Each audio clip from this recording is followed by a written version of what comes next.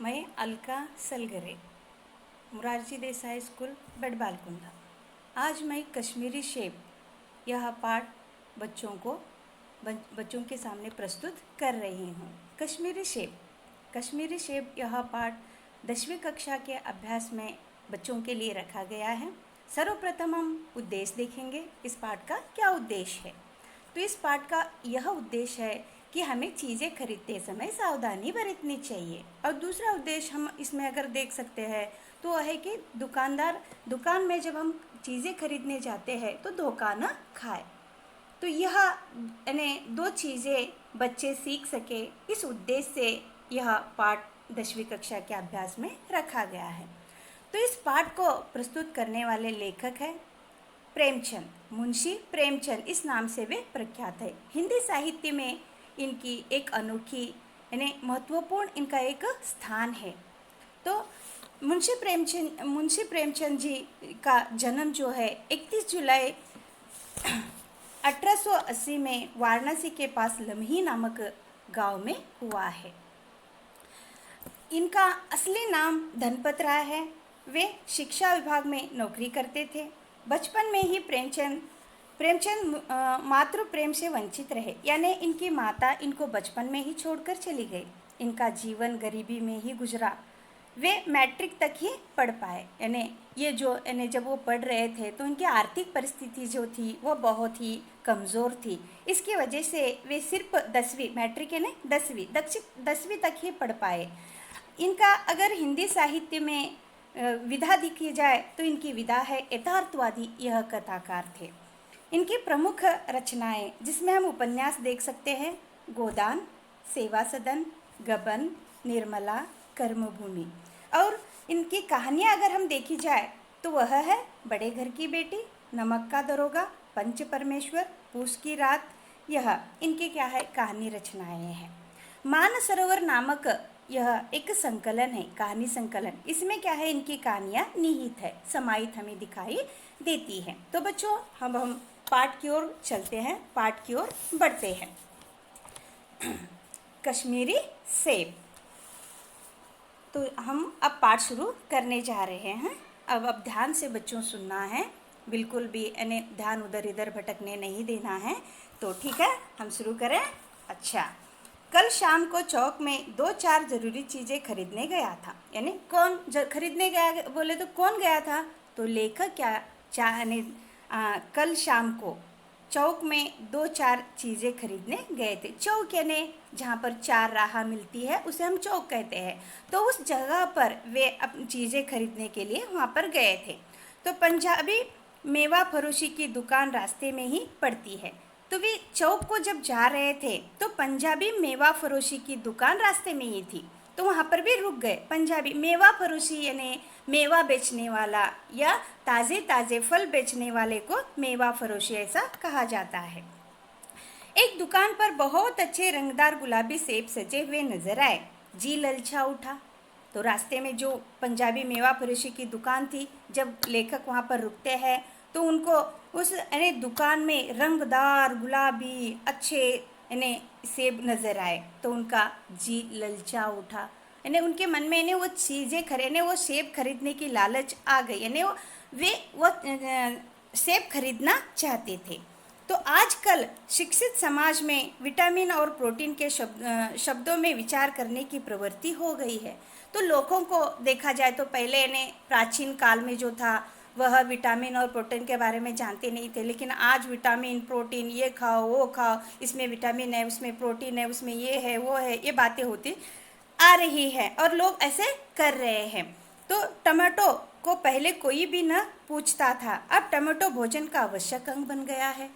पहले इन्हें प्राचीन काल में कहा जाता था टमाटो जो चीज़ है वे सिर्फ गरीबों के खाने योग्य है, वे तो अमीर लोग नहीं खा सकते। लेकिन आज टमाटो के लिए बहुत ही क्या है वो महत्वपूर्ण एक आवश्यक भोजन का एक आवश्यक अंग वह टमाटो बन चुका है।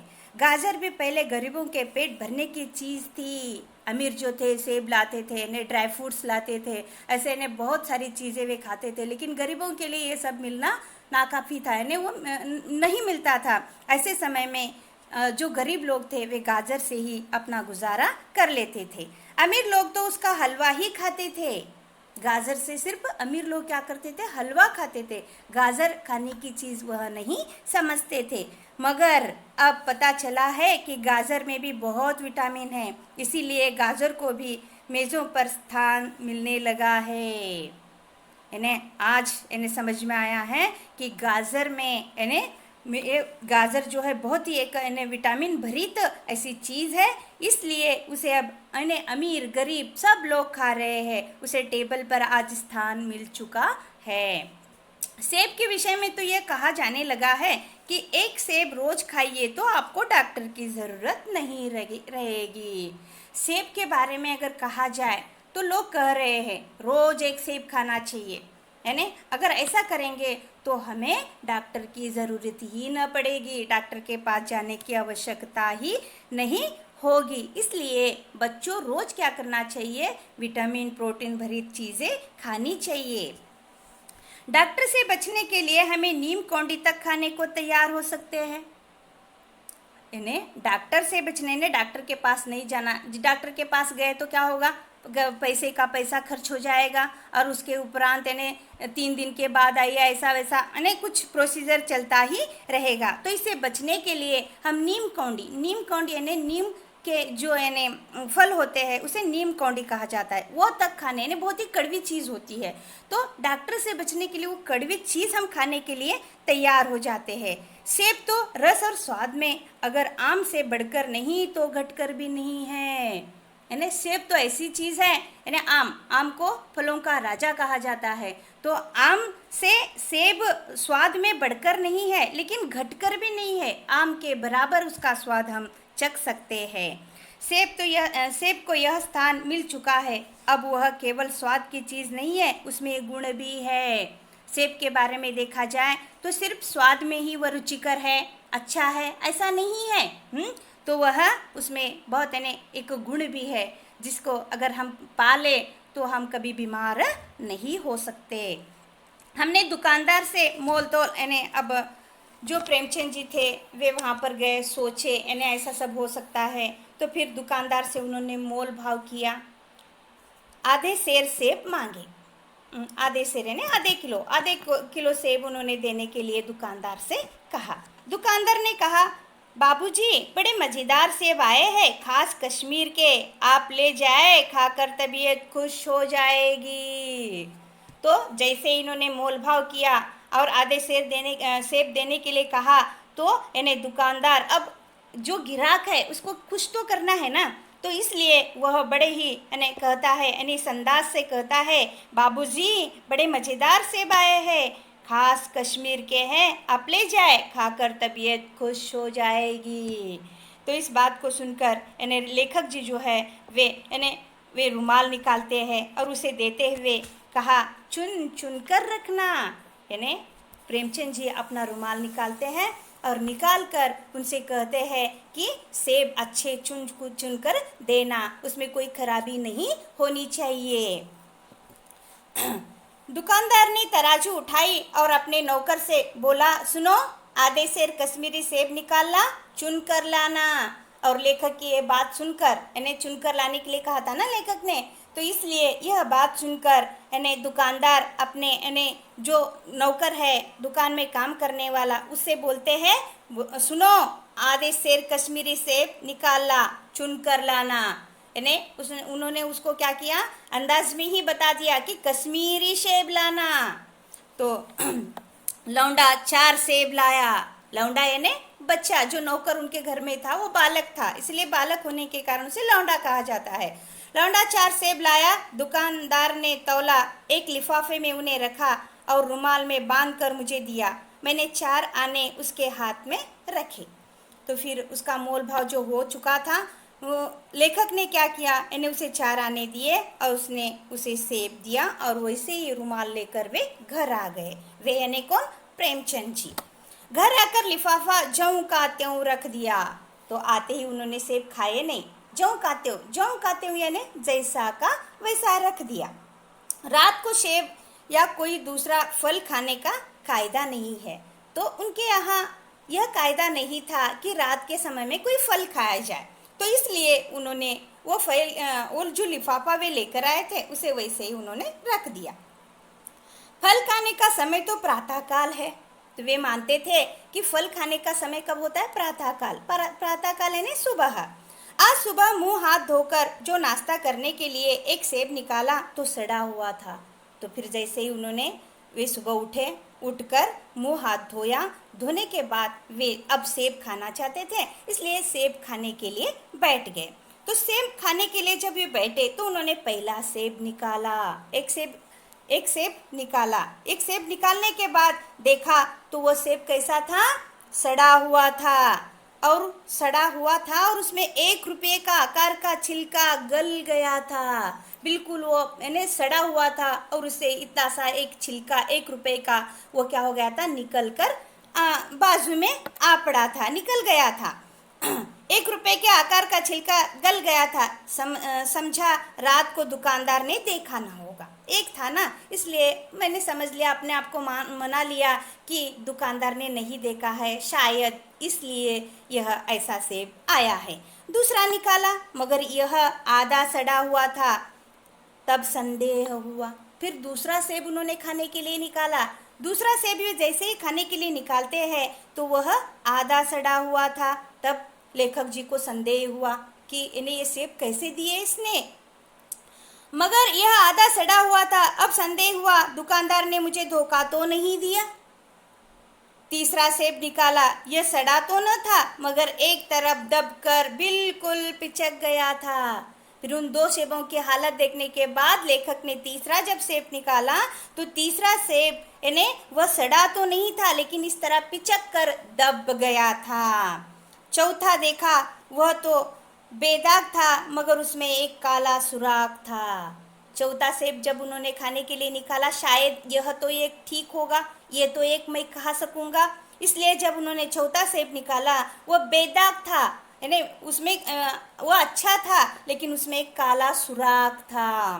अक्सर बेरों में होता है, जैसे ने बेर जो फल होते हैं ना, बेर नामक उसमें अक्सर जैसे काले काले सुराख होते हैं, उन अंदर कीड़े होते हैं, उस तरह का एक सुराख उस चौथे सेब में था।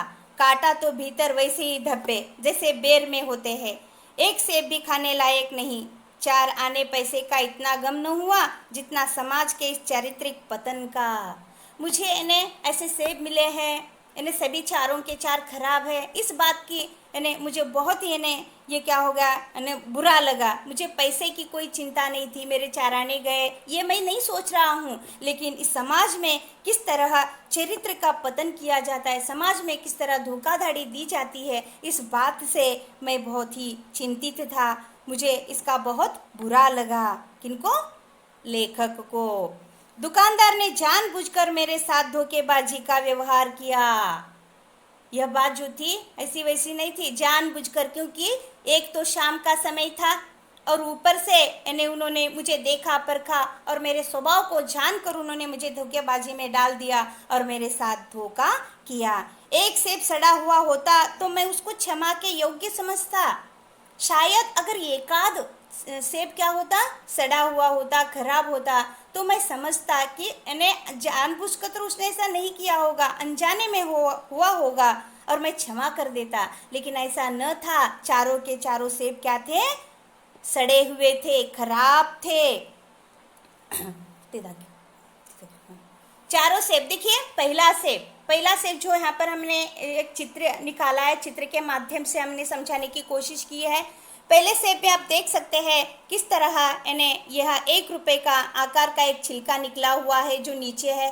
पहला सेब लेखक ने जब निकाला था तो ऐसा सड़ा हुआ, 1 रुपये का ये पूर्ण सड़ा हुआ है और 1 रुपये का छिलका निकला हुआ है। तो यह ऐसा देखने के बाद लेखक ने सोचा कि दूसरा सेब अच्छा होगा। फिर उन्होंने दूसरा सेब निकाला तो दूसरा सेब जो था वह आधा सड़ा हुआ था और आधा अच्छा था। फिर उन्होंने देखा, सोचा, संदेह हुआ कि इसने हमें 4 सेब क्या है खराब दिए होंगे, तो इसलिए उन्होंने तीसरा फिर परखने की कोशिश की, तीसरा सेब निकाला। तीसरा सेब कैसा था? बिल्कुल सड़ा नहीं था लेकिन एक तरफ से इस तरह पिचक गया था, एक उसका पूरा आकार बिगड़ा हुआ था, खराब हो गया था। फिर उन्होंने ये भी खाने लायक नहीं था। तो चौथा सेब जब उन्होंने निकाला तो चौथे सेब अच्छा था, खराब तो नहीं था, लेकिन उसमें एक काला सा क्या था, सुराग था। वो बेगदाग था पर काला एक अंदर सुराग था, जैसे अक्सर क्या होता है बेरों में होता है। उसकी निगाह न पड़ी होगी मगर चारों के चारों क्या थे, खराब थे। हमने सोचा कि निगाह नहीं गई होगी, लेकिन चारों सेब क्या थे, खराब थे। तो ऐसा अगर देखे तो इन्हें जानबूझकर इस व्यापारी ने, इस दुकानदार ने मेरे साथ क्या किया है, धोखा किया है। ये बात मुझे समझ में आ गई। ये तो साफ धोखा है, मगर इस धोखे में मेरा भी सहयोग था। मेरा उसके हाथ में रुमाल रख देना मानो उसे धोखा देने की प्रेरणा थी। मुझे उसके हाथ में रुमाल देना नहीं चाहिए था। मैंने उसके हाथ में रुमाल दिया और उसको खुद चुनने के लिए कहा। मुझे ऐसा न करके खुद मुझे सेबों को क्या करना चाहिए था, जांच परख कर लेना चाहिए था, लेकिन मैंने ऐसा नहीं किया और मैंने धोखा खाया। उसने भांप लिया कि यह महाशय अपनी आंखों से काम लेने वाले जीव नहीं है। मैंने सेबों को देखा नहीं, परखा नहीं, इस बात से उसने वो महाशय जी जान गया कि ये आंखों का इस्तेमाल नहीं करेंगे, ये फलों को देखेंगे नहीं, परखेंगे नहीं, तो इसका उसने मुझे फायदा उठा लिया। और न जाने इतने चौकस है कि घर में लौटाने आए, और उन्होंने समझ लिया कि इतने चौकस भी नहीं है कि वे घर जाए और जब सेब खराब निकले आकर वे वापस करेंगे, ऐसे ये नहीं नजर आ रहे। ऐसा उसने सोचा और सोच कर मेरे साथ क्या की, धोखाधड़ी की। उसने समझा कि मैं लौटाने सेब नहीं आऊंगा। आदमी बेईमानी तभी करता है जब उसे अवसर मिलता है। देखिए ये बात याद रखना बच्चों, यानी दूसरे हमारे साथ बेईमानी कब करते हैं, जब हम उन्हें बेईमानी करने का अवसर देते हैं। इसीलिए ये अच्छी तरह से समझ लेना है बच्चों कि दूसरों को हमारे साथ बेईमानी करने का अवसर नहीं देना चाहिए। और यही गलती यहाँ पर लेखक ने की। उन्होंने उसे रुमाल दिया, जांच परख नहीं की, इसलिए उसने उनके साथ धोखा दिया। तो इन्होंने एक अवसर दिया ना उसे धोखा देने का, तो इसलिए धोखा खाने के लिए कभी किसी को अवसर नहीं देना चाहिए। बेईमानी का अवसर देना चाहे वह अपने ढीलेपन से हो या सहज विश्वास से हो। हम बेईमानी करने का अवसर इन्हें हमारे ढीलेपन से ने हम डरते हैं, इसलिए उन्हें बेईमानी करने का अवसर देते हैं, या हम ज़्यादा विश्वास करके अरे ये तो आदमी विश्वसनीय है, इस पर हम विश्वास कर सकते हैं, ऐसा सोच कर भी हम धोखा खा सकते हैं। तो ऐसा हमें इन्हें ज़्यादा विश्वास भी नहीं रखना चाहिए और जांच परख कर चीज़ें हमें खरीदनी चाहिए। पढ़े लिखे बाबुओं और कर्मचारियों पर तो अब कोई विश्वास नहीं करता। शायद हम इन्हें जो अनपढ़ है ऐसे लोगों पर विश्वास कर सकते हैं, लेकिन ये जो पढ़े लिखे बाबू और कर्मचारी लोग हैं ये तो बड़े ही धोखेबाज निकल रहे हैं। देखिए बच्चों, अगर आप इन्हें थाने में जाएंगे, कचहरी में जाएंगे, म्यूनसिपाल्टी में जाएंगे तो आपको 10-10 चक्कर लगाएंगे और कार्य करने में इन्हें कल आइए परसों आइए इस तरह आनाकानी करेंगे और हमारे साथ धोखा करेंगे। आपकी ऐसी दुर्गति होगी कि आप बड़ी से बड़ी हानि उठाकर भी उधर न जाएंगे। यानी जब इन्हें एक बार जाएंगे, कहाँ पर जाएंगे, कचहरी, म्यूनसिपाल्टी या थाने, ऐसे समय में जब वो हमारे साथ जो व्यवहार कर रहे हैं उस व्यवहार से आप इतने तंग आएंगे कि आप पर बड़ी से बड़ी आपत्ति आने के बावजूद भी वहाँ पर जाना यानी अच्छा आप नहीं समझेंगे, जाने के लिए तैयार नहीं हो जाएंगे। पहले ऐसा नहीं था। अगर पहले प्राचीन काल की बात करें तो पहले ऐसा नहीं था। व्यापारियों की साख बनी हुई थी, वो साथ देते थे व्यापारी लोग। अगर यानी दुकानदार खरीदारी में कोई गलती हो गई हो या हम कुछ भूल चूक कर आए हो तो वे हमारे साथ देते थे, लेकिन आज साख नहीं है। यानी अगर हमने कुछ भूल कर वहाँ छोड़ कर आया तो अच्छा हो गया, भूल गया, ऐसा आज सोचते हैं, लेकिन पहले ऐसा नहीं था। यो तौल के चाहे छटाक आधा छटाक कस ले, लेकिन आप उन्हें 5 की जगह भूल से 10 के नोट दे आते तो आपको घबराने की कोई ज़रूरत नहीं थी। हाँ, छटाक आधे छटाक शायद उसमें वे ऊपर नीचे करते होंगे, लेकिन अगर आप 5 की जगह 10 की नोट देकर आएंगे तो वे बेचारे बाद में जब आप जाकर पूछेंगे तो वे तब के लोग क्या करते थे, यानी हाँ हम आपसे गलती हो गई है, 5 की जगह 10 का नोट देकर गए हैं, ऐसा सोचकर आपके 5 रुपये वापस दे देते थे। लेकिन आज का ज़माना बच्चों इतना है ना ऐसा बन गया है कि वे आपके 5 की जगह ने तक कब दिया ऐसा है ना, आपको आपके 5 रुपये अब की ज़माने में वापस कभी नहीं मिल सकते। आप ये रुपए सुरक्षित थे तब थे, अब नहीं है। मुझे याद है एक बार मैंने प्रेमचंद जी के जीवन में जो घटना घटी है वे बता रहे हैं, कैसी घटना उनके साथ घटी थी, तो सुनिए बच्चों, ध्यान से सुनना है। हाँ, एक बार मैंने मोहर्रम के मेले में एक दुकानदार से एक पैसे की रेवड़ी ली थी और पैसे की जगह अठन्नी दे आया था। यानी एक बार मैं दुकान में गया था, यानी वहाँ जाने के बाद मैंने 1 रुपए की 1 पैसे की मैंने रेवड़ी ली थी। 1 पैसे की मैंने रेवड़ी ली थी और 1 पैसा देना था, लेकिन उसकी जगह पर मैं अठन्नी दे आया था।